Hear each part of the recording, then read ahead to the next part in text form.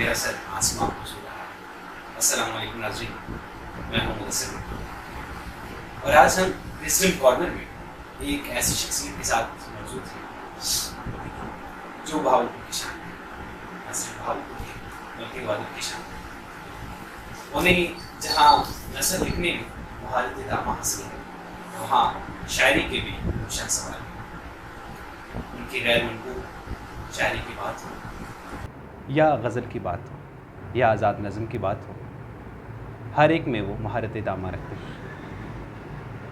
ان کے اور بھی کئی تعارف ہو سکتے ہیں، ان کی کتابیں ان کا سب سے بڑا تعارف ہے، لیکن آپ کے تعارف میں میں صرف اتنا ہی کہنا چاہوں گا، آج میں موجود ہوں جناب خورشید ناظر صاحب کے ساتھ۔ السلام علیکم سر۔ وعلیکم السلام سر بہت شکریہ آپ کا وقت دینے کے لیے۔ میرا پہلا سب سے یہ سوال ہے، جو میں نے آپ کے بارے میں پڑھا کہ آپ نے 9th کلاس میں ہی پہلا اپنا شعر کہا اور 10th کلاس میں آپ نے پہلا افسانہ لکھا شگفتہ کے نام سے، اور یہ جو ٹیسٹ آپ کے اندر ڈیولپ ہوا، یہ کیسے ڈیولپ ہوا؟ آپ کے اساتذہ کی وجہ سے؟ کون سا انوائرمنٹ تھا کہ آپ نے 9th کلاس میں شعر کہا اور 10ویں کلاس میں آپ نے ایک زبردست افسانہ لکھا؟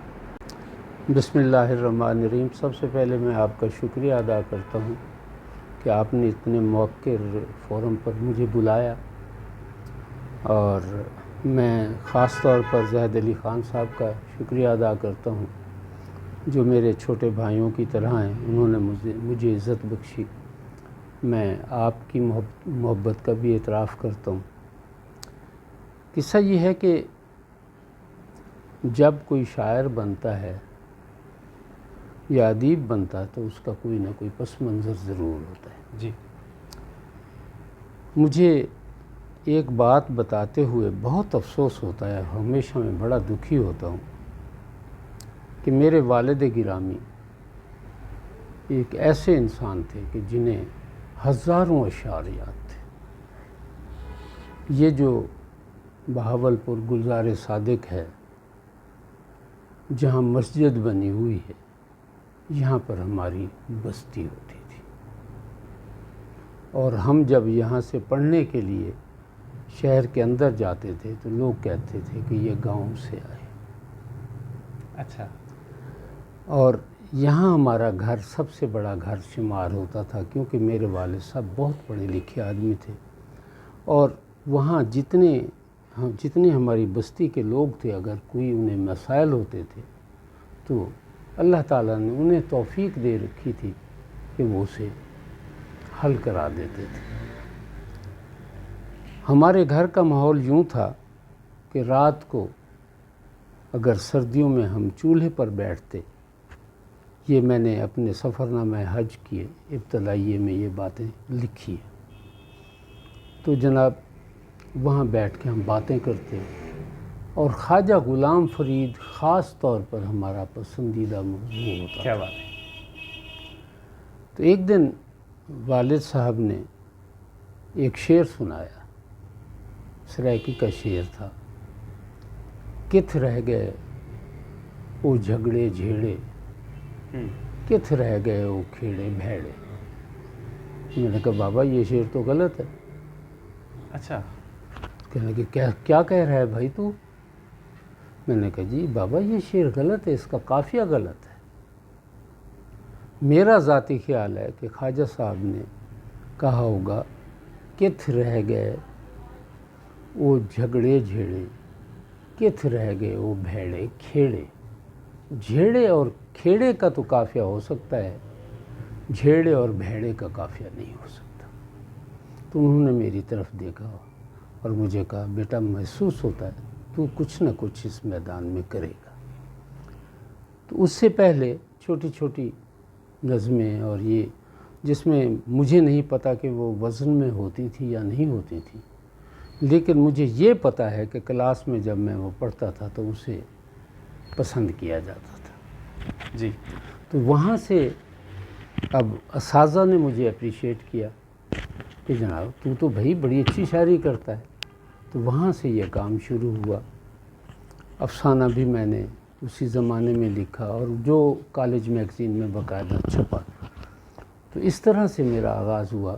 پھر مجھے ایسے دوست ملے آپ کو پتہ ہے نا کہ وہ کند ہم جنس با ہم جنس پرواز، کبوتر با کبوتر باز با باز، تو وہ کبوتر کو دیکھ کے ایک دوسرے کے قریب آ جاتا ہے، تو پھر وہ ہمارا جو دوستی کا حلقہ تھا وہ کالج میں پھر آ کے اور زیادہ دوست بن گئے، تو وہاں سے یہ کام شروع ہو گیا۔ جی بہت شکریہ سر۔ خورشید صاحب، بڑا آپ کی جو گفتگو تھی بڑا اچھا لگا سن کے۔ آپ کا تنقید کے حوالے سے بھی آپ کی جو ہے وہ کافی رائٹنگس وہ موجود ہیں۔ تو کہتے ہیں کہ جو نقاد ہوتا ہے کسی بھی زبان میں، اس کا جو سوچنے کا انداز ہوتا ہے وہ بالکل ایک جو ہے وہ مختلف ہوتا ہے اور باقی رائٹر سے اور باقی جو بھی ادبی لوگ ہوتے ہیں۔ تو ایک تو یہ بتائیے کہ کیا یہ بات صحیح ہے، اور دوسرا یہ کہ ایک اور بہت اہم سوال جو میں آپ سے کرنا چاہ رہا تھا کہ ایک تحریک مقصدیت جو تھی سر سید احمد خان کے حوالے سے جس کا نام لیا جاتا ہے، تو اس کے اوپر بہت سارے لوگ تنقید کرتے ہیں اور یہ کہا جاتا ہے کہ ادب جو ہے اس کی کوئی قیود نہیں ہوتی، لیکن اس نے جو ہے وہ ادب کے اوپر کچھ ایسی قیود لگائیں جس کا کہ اثر بعد کے ادب کے اوپر ہوا، اور ایک جو ہمارا ایک شاعری کا اسپیشلی، کیونکہ نثر میں تو اردو میں میرا خیال ہے بہت بعد میں اسپیشلی ناول نگاری بہت ہی کم ملتی ہے، تو شاعری جو کہ ہمارا ایک اردو زبان کا ایک پیک تھا اس دور میں، اس کو بہت بڑی قدغن لگی۔ تو اس کے اوپر میں چاہوں گا کہ آپ کی رائے جو ہے نا وہ ضرور آپ اس کے اوپر تھوڑا سا ہمیں۔ آپ نے دو سوال کیے اور دونوں سوالات بہت اہم ہیں۔ سب سے پہلے تو نقد کے بارے میں آپ نے مجھ سے پوچھا کہ کیا ناقد عام لوگوں جیسا ہوتا ہے، تو یقیناً نہیں، اس لیے کہ آپ جب شاعری پڑھتے ہیں، آپ جب نثر پڑھتے ہیں، تو آپ اس میں سے تلذذ اور ترفع کی تلاش کرتے ہیں، جی، اور اس تلذذ اور ترفع کے حصول کے لیے آپ بڑی روانی سے پڑھتے جاتے ہیں، اس لیے کہ آپ نے انہی سطور سے حظ حاصل کرنا ہے، اس میں سے آپ ایسی کوئی چیز غور سے نہیں دیکھتے کہ جس کے لیے آپ اپنے آپ سے سوال کر سکیں کہ یہ جو میں اس راستے سے گزرا ہوں اس کا حسن کیا ہے اور اس میں خرابیاں کیا ہیں۔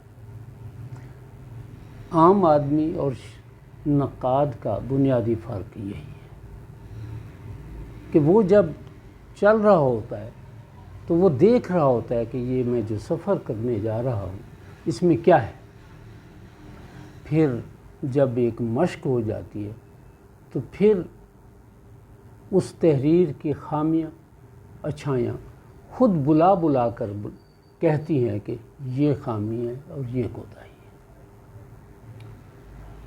تو الحمدللہ کیونکہ میں بچپن سے مطالعے کا بہت شوق تھا، ان دنوں میں لائبریریاں ہوتی تھیں چھوٹی چھوٹی، تو یہ اکنی لے کے وہ سارے دن کے لیے کتاب دیتے تھے، تو اس وقت ہمارے پاس اکنی بھی نہیں ہوتی تھی، 5-7 دن کے بعد کہیں اکنی ہاتھ آتی تھی تو بھاگے جاتے تھے، ایک مقبول لائبریری تھی اس سے جا کے کتاب اٹھا لاتے تھے۔ تو آپ اس سے اندازہ کیجئے کہ 8ویں تک میں نے نسیم حجازی کے سبھی ناول پڑھ لیے تھے، جعفری صاحب کے سبھی ناول پڑھ لیے تھے، اس میں میرا کوئی کمال نہیں تھا، اکنی کا کمال تھا، اس لیے کہ مجھے خوف تھا کہ اگر میں نے آج یہ ناول ختم نہیں کیا تو کل مجھے اکنی اور دینا پڑے گی جو میرے پاس نہیں ہوتی تھی۔ اور پھر یہ ہوا کہ وہ جو صاحب لائبریری تھے انہیں میں نے ایک دن کہا کہ جی بھائی یہ آپ نے بے ترتیبی سے کتابیں رکھی ہوئی ہیں، اگر آپ مجھے اجازت دیں تو میں ترتیب سے، کہا کیسے؟ میں نے کہا جی میں لگا دیتا ہوں۔ بہرحال مختصر یہ کرتا ہوں کہ میں نے ان کتابوں کو ترتیب دیا تو مجھے یہ سہولت مل گئی کہ میں جو کتاب چاہوں پڑھ لوں، تو میں نے وہاں سے بہت کتابیں پڑھی، پھر دوسری جگہ سینٹرل لائبریری ادھر ادھر سے دوستوں کے پاس سے جو کچھ.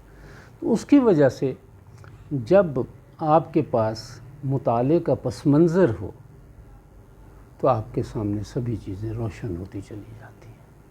تو اللہ تعالیٰ کا کرم، میرے ماں باپ کی تربیت، گھر کا ماحول جو ہم بیٹھ کے رات کے وقت ایک دوسرے سے گپ شپ کرتے تھے اور اس میں بھی ادب ہوتا تھا.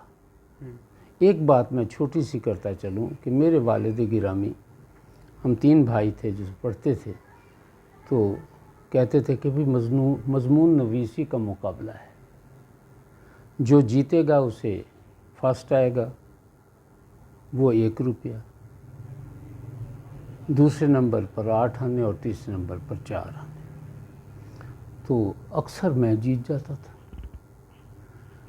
تو 1 روپیہ ملتا تھا، بعض اوقات میں ہار جاتا تھا.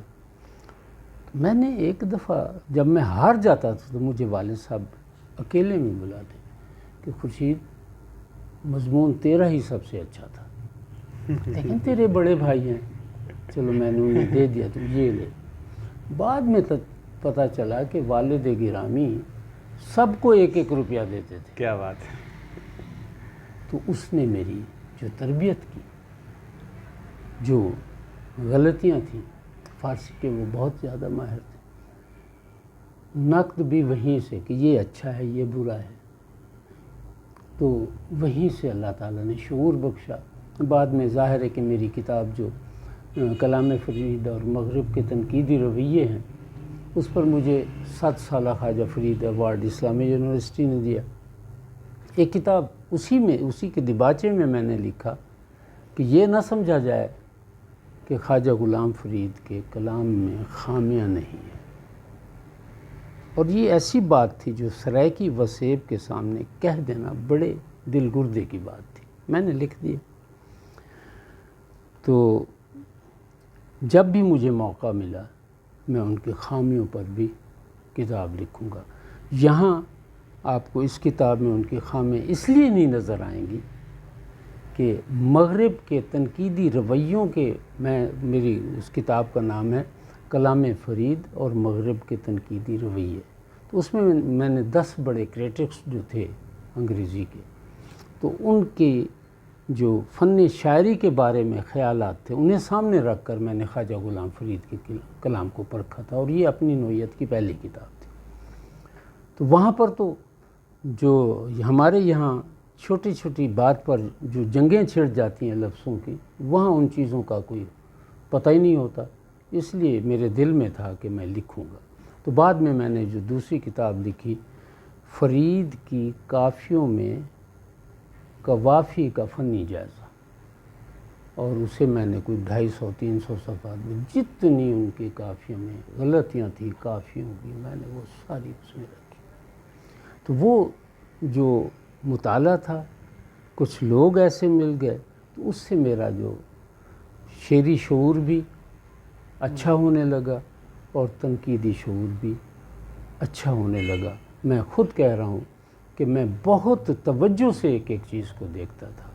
اب رہی مقصدیت والی بات، جی جتنی بھی تحریکیں ہوتی ہیں اس کے بہت سارے پہلو روشن ہوتے ہیں اور کچھ پہلو ایسے بھی ہوتے ہیں جو روشن نہیں ہوتے.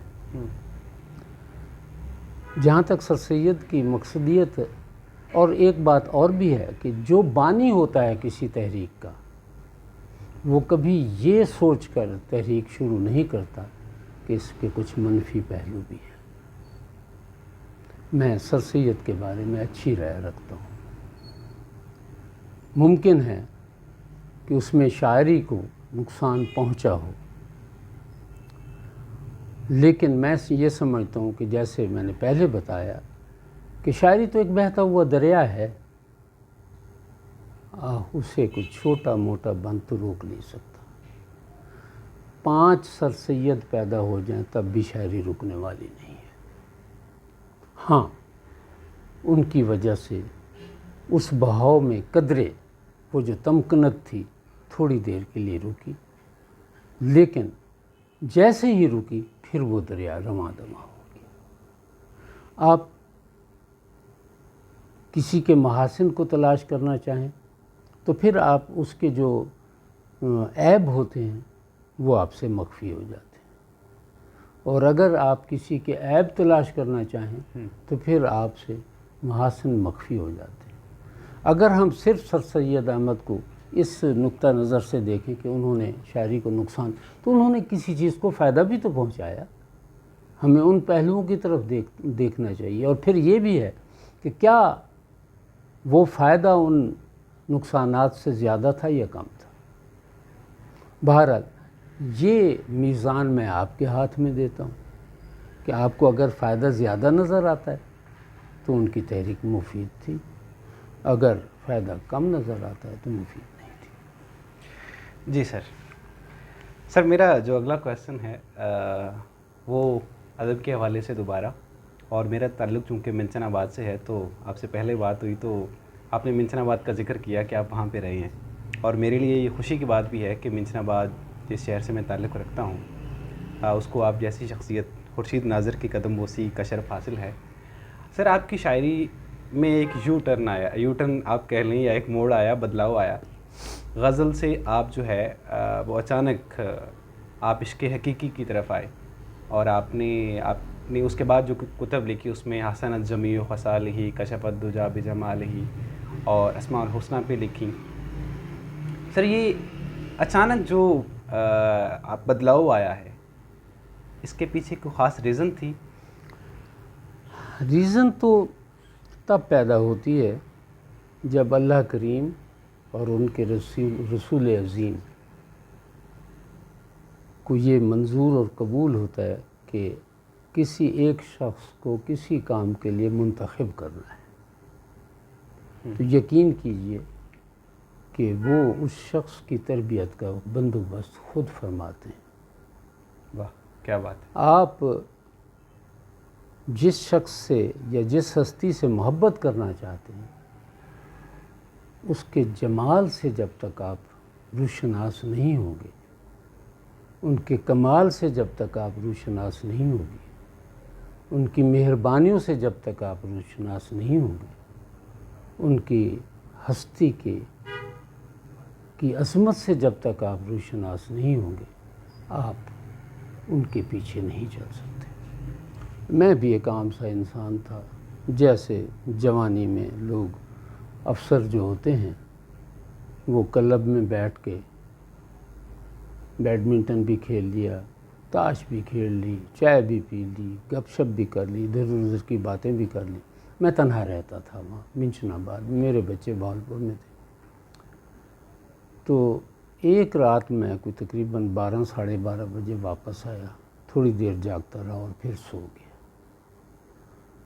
تو خواب آیا مجھے کہ میں ایک بہت بڑی مسجد میں بیٹھا ہوں اور ایک صاحب ایک کتاب کھول کے بیٹھے ہوئے ہیں۔ اس کا ذکر میں نے اپنے سفر نامہ حج میں بھی کیا ہے۔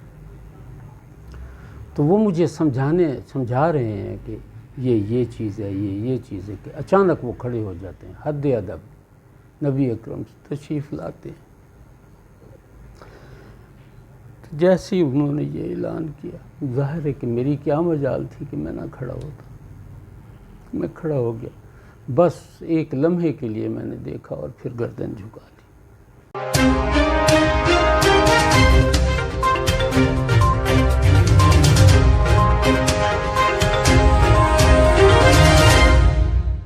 اتنی اس ایک لمحے نے پھر مجھے جتنے بھی میرے ایک سیدھے راستے سے جتنی بھی پگ ڈنڈیاں نکلتی تھیں، جتنے بھی راستے تھے، میں ان سے جدا ہو گیا، اور میرا جدا ہونا بنتا تھا۔ میں اس کرم کو اتنا بڑا کرم سمجھتا ہوں۔ میں اسی وقت اٹھا، اذان ہونے والی تھی، میں نے زندگی کی پہلی نعت اس وقت لکھی منچن آباد میں۔ منچن آباد۔ اور پھر یہ ہوا کہ اس وقت ملا جلا کام چلتا رہا، دوسری شاعری بھی ہوتی رہی، اور ساتھ یہ بھی ہوتا رہا۔ اور پھر جب ایک ऐसा नक्श आपके दिल पर उतर जाए तो फिर बतदरीज आप दूसरी तरफ के सभी मामलात को छोड़ के उस तरफ चल पड़ते। फिर अल्लाह ताला ने, मैं वहाँ से सर्विस छोड़ के आ गया, फिर अल्लाह ताला ने बंदोबस्त किया हज का। बड़ा ही शौक़ था नहीं उसके बाद कि मैं वहाँ जाके हाज़िरी दूँ, लेकिन मेरे माली मामलात ऐसे नहीं थे। अल्लाह ताला ने मुझे वहाँ बुलाया। तो फिर रसूल अकरम की रोज़ा अक़दस के सामने खड़े होकर दुआ मांगी कि ऐ रसूल अरबी, मुझे अपने ग़ुलामों की उस सफ़ में खड़ा कीजिए जो आपको बहुत पसंद हो, और काबा में खड़े हो के अल्लाह पाक मुझसे ऐसा काम लीजिए जो हमेशा बाकी रहे। तो वापस आके मैंने सीरत पाक लिखी, सफ़रनामा हज लिखा। मैं 3 दफ़ा मुझे वहाँ जाने की सादत नसीब हो चुकी है। तो हर दफ़ा जो मैंने दुआ मांगी मैंने उसे पूरा होते हुए देखा, महसूस किया मेरे सामने उसे। तो ये वो चीज़ें थी जिस पर मेरे पास शायरी की बहुत ज़्यादा मेरे ब्याज़ें थी। फिर एक वक्त में तो ऐसा भी हुआ कि मैंने वो जो 4 ब्याज़ें थी उनमें से 3 जो हैं वो मेरी अज़ीज़ दारी है मुबारकपुर की तरफ, मेरी जो अहलिया हैं वो मुबारकपुर शरीफ से ताल्लुक़ रखती हैं। आप कहेंगे जी मुबारकपुर शरीफ तो कोई नहीं कहता, तो मैं ये कहा करता हूँ कि यार मैं शरीफों के यहाँ से बच्ची लेके आया था, लड़की लेके आया, अब मैं भी शरीफ नहीं कहूँगा तो फिर क्या बात हुई।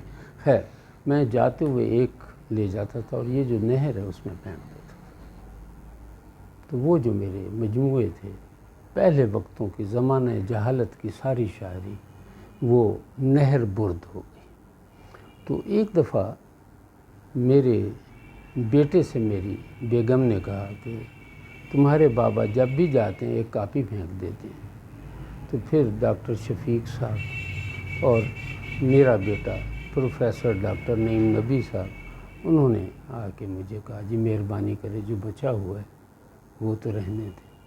मैंने कहा मैं ख़ुद नहीं छपवाऊँगा, आप छपवा लीजिएगा। तो वो एक ब्याज मेरे पास मौजूद है। अच्छा, फिर मैंने कहा था ना कि शायरी आकाश बेल की तरह है, उसका कोई टुकड़ा जहाँ फेंक दो वो फल फूल जाता है। शायरी का पौधा जो है दिल के अंदर से कहीं निकल कर बाहर नहीं जाता, फैलता रहता है। तो फिर ये हुआ कि कभी कभी गज़ल भी हो जाती है। मसलन एक ख़ास बात खान साहब मैं आपको बताना चाहता हूँ कि मेरा बेटा प्रोफेसर है, उर्दू का प्रोफेसर है, तो मेरे पास रफ़ीउद्दीन हाशमी की पिछले दिनों एक किताब लाया। वो बड़ी मामूली सी किताब लिखी हुई थी, जैसा मियारी किताब होनी चाहिए थी, वो असनाफ़ अदब पर थी। तो उसमें मैंने देखना शुरू किया तो उसमें 2 गज़ला पर एक था, तो उसमें लिखा हुआ था कि जी गज़ल ऐसी होती है जो भाई आप एक गज़ल कह लें, फिर उसी बहर उसी रदीफ़ में काफ़िए में दूसरी गज़ल कहें तो वो 2 गज़ला होता है। तो अब तक इंशा ने 9 गज़ला कहा है। तो मैंने शुरू कर दिया, ये पिछले दिनों की बात, तो मैंने 13 गज़ला कह दिया। क्या बात। 13 गज़ला, 1 गज़ला, 2 गज़ला, 6 गज़ला, 4 गज़ला, 5 गज़ला, यानी वो मैंने 13 गज़ला कह दिया। तो वो शायरी जिससे मैं इनहराफ करके एक तरफ जा रहा था, उस शायरी ने मुझे वापस बुलाया। लेकिन उस शायरी के बाद फिर मैं इधर, तो वो मौजूद है। मेरी गज़ल में आपको कहीं भी हाय वै का किस्सा नहीं मिलेगा। आपको दुनियावी जो जबर है, जुल्म है या जो ज़्यादती है उस पर होगा। मैंने वो महबूब जो रिवायती महबूब है उसकी शायरी कभी नहीं की। तो शायद यही वजह थी जो मेरे आका को पसंद आई कि ये वो बंदा है जो इस तरफ आ सकता है। बड़ी अजीब बात बताता हूँ मैं आपको कि मैं सेटल टाउन में रहता हूँ, आपको पता ही है। सैर का मैं आदी हूँ, सुबह नमाज़ पढ़ी, निकल गए सैर पर। तो मैं نکل کے جاتا، واپس آتا، بیٹھتا تو ایک نظم ہو جاتی، اور یہ معمول بن گیا۔ اب جو میں نے ایک دن اس کا جائزہ لیا تو وہ سبھی بحر ہزج میں تھی نظمیں، مفاعل مفاعل مفاعل مفاعل۔ تو رات کو ایک دن اچانک خیال آیا کہ یار یہ تو کیا کر رہا ہے بھائی، آؤ سیرت پاک لکھتے ہیں۔ وہ تربیت ہو رہی تھی، اور میں نے جو سیرت پاک آپ کے سامنے بلغ العلا بکمالہ کے نام سے ہے، جو 7,500 سے زیادہ اشعار، جس کے سبھی عنوانات جو ہیں وہ بھی منظوم ہیں اور اسی بحر میں ہیں، اور اس کی ایک خاص عنوانات کی بات یہ بھی ہے کہ وہ ان کا اختتام تا ہے، تی ہے، تے ہیں پر ہوتا ہے، اس لیے کہ میں سمجھتا ہوں کہ میرے پیارے رسول حضرت محمد صلی اللہ علیہ وسلم، میرے ماں باپ ان پر قربان، میں قربان، ان کا وہ ہمارے پاس موجود ہے۔ اور وہ یہ سامنے میرا ایک مجموعہ پڑا ہے نعتیہ ملاک و محور عالم محمد۔ ملاک ایک آپ کے لیے شاید اجنبی لفظ ہوگا۔ ملاک اس عنصر کو کہتے ہیں کسی چیز کی جو بنیادی عنصر ہوتا ہے، اگر اس عنصر کو اس چیز سے ہٹا جائے وہ چیز باقی نہیں رہتی۔ میرا ایمان ہے کہ اس دنیا کا بنیادی عنصر میرے پیارے رسول حضرت محمد صلی اللہ علیہ وسلم۔ تو خیر وہ میں نے سیرت کی کتاب لکھی، اللہ تعالیٰ نے پھر اس کے بعد سلسلہ چلا، پھر میں نے شرح اسماء، پھر اچھا یہ عجیب سا سلسلہ شروع ہوا کہ جب میں نبی اکرم صلی اللہ علیہ وسلم کے سلسلے میں کوئی کتاب لکھتا تھا تو پھر فوراً مجھے احساس ہوتا ہے کہ اللہ ان سے بڑا ہے۔ مجھ پر قرض ہو گیا کہ میں اللہ پاک کے لیے بھی لکھوں۔ تو پھر اس کے بعد شرح اسماء الحسنہ، یہ اپنی نوعیت کی پہلی کتاب تھی، میں نے اللہ تعالیٰ کے پاک ناموں کی شرح کی، منظوم شرح کی۔ کہا اچھا یہ منظوم شرح ہو گئی ہے تو اب قرض ہو گیا کہ میں آپ صلی اللہ علیہ وسلم کے اسماء پاک کی بھی شرح کروں۔ پھر میں نے وہ کی۔ پھر جناب میرا جانا ہوا سعودی عرب، پھر بلاوا آ گیا، تو وہاں پھر یہ مجھے وللہ الحمد عطا کی گئی۔ پہلے سیرت پاک عطا ہوئی، پھر یہ عطا ہوئی، تو پھر یہ اسی ترتیب سے ایک کتاب وہ، ایک کتاب وہ، اور اللہ تعالیٰ مجھے عطا کرتا گیا۔ اور میں اعتراف کرتا ہوں، آپ بڑے معتبر لوگ میرے سامنے بیٹھے ہیں، بہت پڑھے لکھے لوگ ہیں آپ، میں اعتراف کرتا ہوں کہ مجھ سے جو کام ہوا ہے یہ ہو گیا ہے اور عطا کیا گیا ہے، میری صلاحیت سے باہر کی بات ہے۔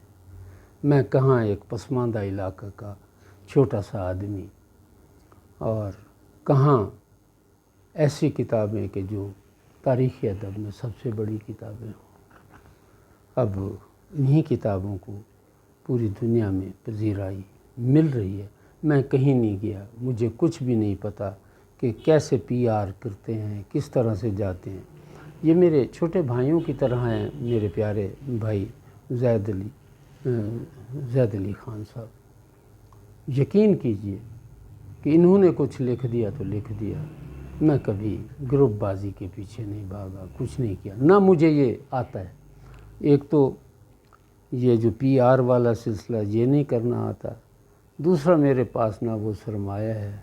یہ اللہ تعالیٰ کی طرف سے ایسا ہوتا ہے کہ میں ابھی لکھ رہا ہوتا ہوں تو کہیں نہ کہیں سے پہلے سے آواز آ جاتی ہے کہ اس دفعہ ہم آپ کی کتاب شائع کریں گے۔ میرے پاس اتنا سرمایہ نہیں، اور ہم اس میں سے کچھ لیتے بھی نہیں ہیں، تو شکر ہے خدا کا۔